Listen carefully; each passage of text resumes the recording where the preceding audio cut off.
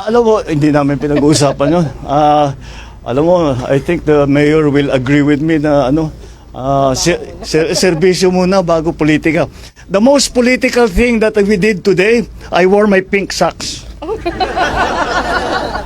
My pink socks in honor of Mayor Lenny.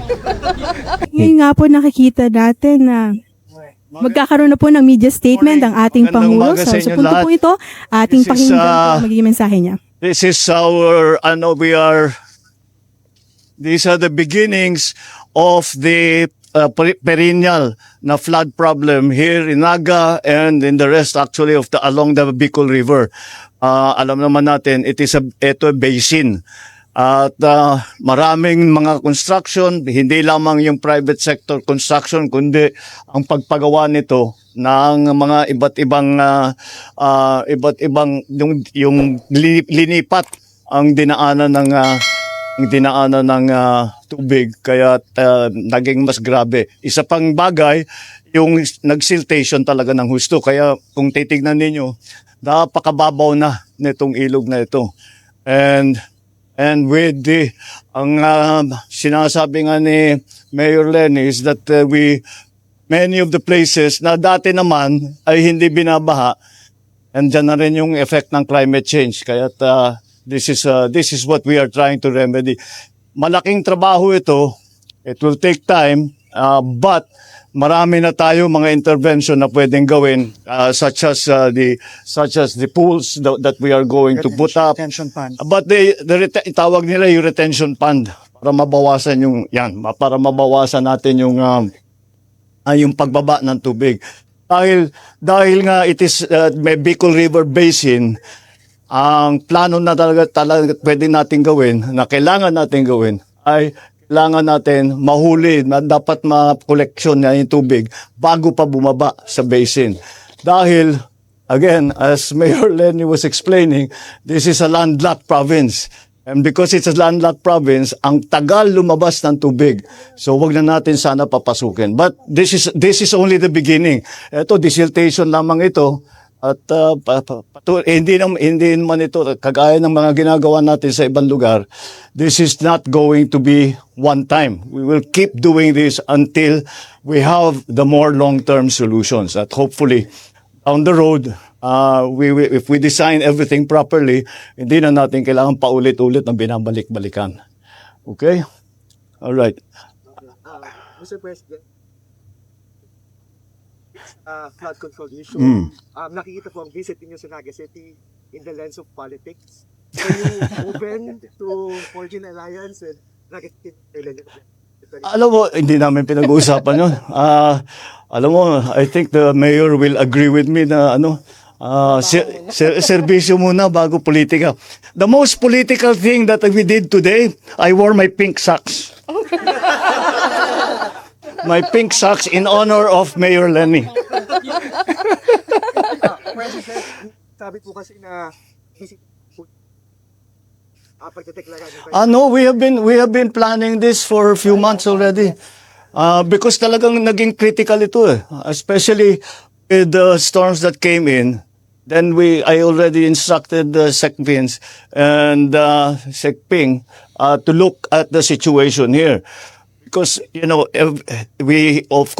that Bicol is always the pathway of the storms, but the immediate problem that we saw, the change in pattern that we saw, is yung bigat ng bagsak ng ulan. Dati hindi naman ganun karami. You got 700 In one day. 700 centimeters of rain in one day. Ano yung katumbas ng 6 na buwan yun? Hampas po siya sa Ondoy and Yolanda. Yeah, that's very significant, and that's why it became critical. So we did not discuss. Serbisyo muna bago politika. Marami pang kailangan gawin. Marami pa kaming kailangan gawin. So we will get to that. Aabot din tayo doon. Ano po yung po siya sa pagkapangulo sa 2020? Again, politics. Ano pong masasabi niyo dun sa announcement? Nothing really. That's her choice. Mr. President, how about the willingness of Senator Amy to run alongside? Again, this is all politics. We're not going to discuss politics now. We are talking, what we are here for is to try and find solutions to this very important problem, very critical problem that we have not only here in Naga City, but also in Kamsur, and for that matter, for the whole of Bicol. That's what we are concentrating on. Mayor Lenny, can we expect collaboration in the future after this visit, kahit hindi politics? We don't change. Whatever, kung sinong, it's not only here, kung sino ang nangangailangan ng tulong, the national government is here to help.